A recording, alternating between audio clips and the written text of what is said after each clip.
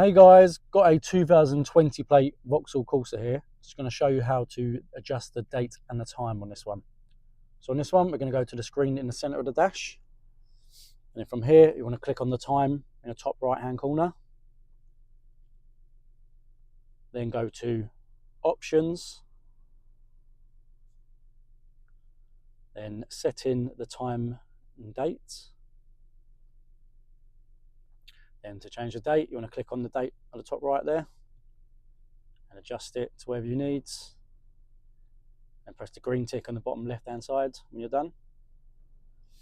Then to do the time, come down here, press on the time there. And same again, click on the time, adjust it to what you need. Say,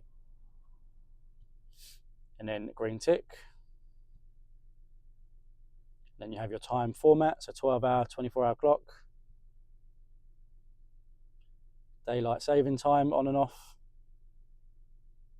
Or you can synchronize it with a GPS to be automatic.